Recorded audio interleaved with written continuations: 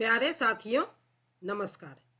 जैसा कि आप लोगों को पता है, इस जनवरी माह में अर्थात 1 जनवरी से 31 जनवरी के बीच में निष्ठा के 3.0 FLN पैकेज के मॉड्यूल 7 बहुभाषी कक्षा में शिक्षण और मॉड्यूल 8 सीखने का आकलन, इन दोनों को पूरा कर लेना है।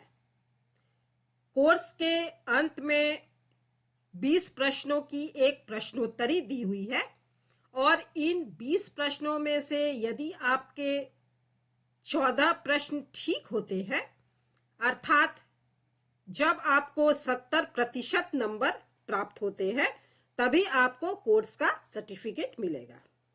70% से कम नंबर आने पर आपका कोर्स तो पूरा हो जाएगा, लेकिन सर्टिफिकेट प्राप्त नहीं होगा। तो मैंने इस वीडियो में मॉड्यूल 8 की प्रश्नोत्तरी सीखने का आकलन के 20 प्रश्नों को हल किया है।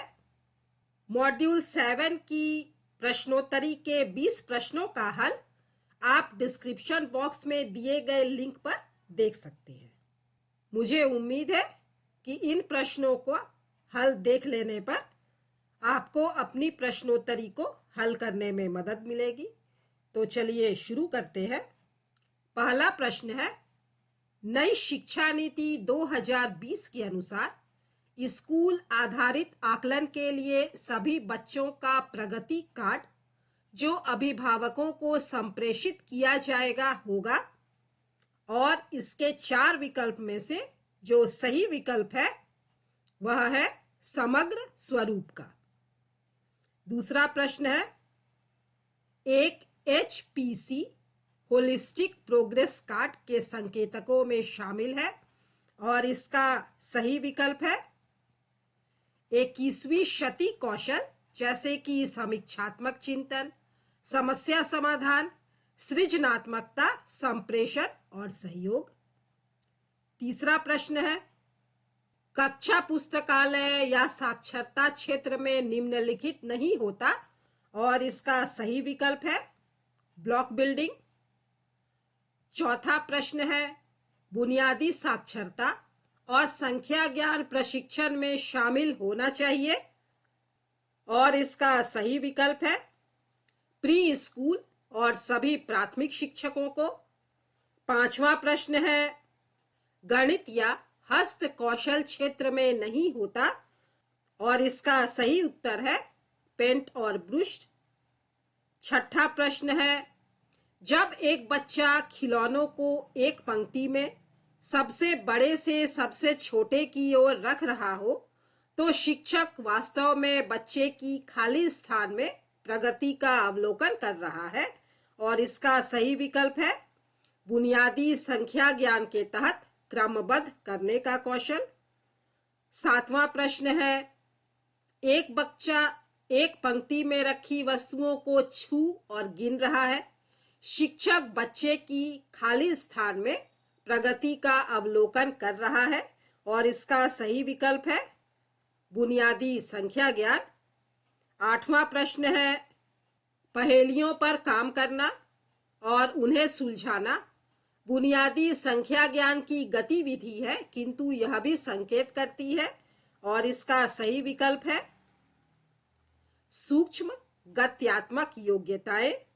नौवां प्रश्न है, बुनियादी साक्षरता और संख्या ज्ञान के लिए आकलन खाली स्थान सुनिश्चित करने में सहायता करता है और इसका सही विकल्प होगा सीखने की अयोग्यताओं और संभाव्य योग्यताओं की प्रारंभिक पहचान।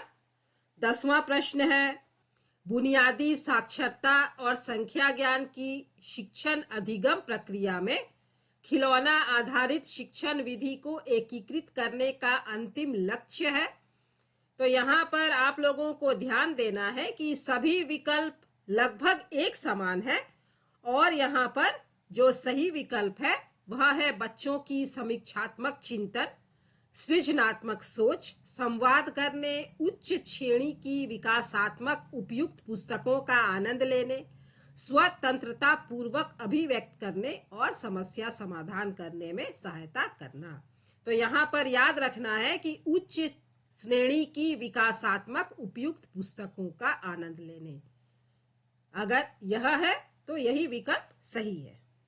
गतिविधियों में बच्चों की सक्रिय संलग्नता प्राप्त करने के लिए प्रमुख है 360 डिग्री, बाल केंद्रित समय पर किया गया आकलन बच्चों को स्कूल के लिए तैयार होने और खाली स्थान में मदद करेगा, उन्हें स्वस्थ, संज्ञानात्मक और भावात्मक रूप से सक्षम व्यक्ति के रूप में विकसित करने, शिक्षकों को आदर्श साक्षर गणितीय व्यवहार की आवश्यकता होती है। गतिविधियों के लिए निर्देश देते समय निम्नलिखित में से कौन सी FLN गतिविधि नहीं है? तो इसका सही विकल्प होगा पेंसिल को निर्दिष्ट डिब्बे में रखना। परिभाषा से 360 रिपोर्ट है समग्र और बहुआयामी। FLN में शिक्षक बच्चों का सबसे अच्छा काम एकत्रित करता है और उसे एक फाइल फोल्डर में सीखने के प्रमाण के रूप में रखता है। फोल्डर को कहा जाता है पोर्टफोलियो। पढ़ने का बहाना करने के लिए एक गतिविधि है बुनियादी साक्षरता। शिक्षक को द्वितीय भाषा पर बल नहीं देना चाहिए यदि बच्चा सहज नहीं है।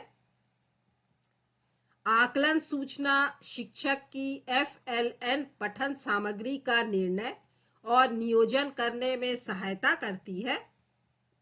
बच्चों के सीखने को सतर्क अवलोकन के साथ उपयुक्त शिक्षण विधि का प्रयोग करते हुए पढ़ाने और मार्गदर्शन करने के लिए। जारी आकलन सूचना खाली स्थान के लिए आवश्यक है। विकासात्मक उपयुक्त FLN कार्यक्रम के नियोजन एवं कार्यान्वयन। तो इस तरह से हम लोगों के 20 प्रश्न यहाँ पर समाप्त हो जाते हैं। तो चलिए स्कोर देखते हैं। तो इस तरह से स्कोर आया 20 में 20, अर्थात सभी प्रश्नों का हल सही है। तो मुझे उम्मीद है कि इस वीडियो से आप लोगों को भी सहायता मिलेगी और आप लोग मुझे कमेंट बॉक्स में कमेंट करके बता सकते हैं कि आप लोगों को कितना स्कोर मिला है। वीडियो देखने के लिए थैंक यू।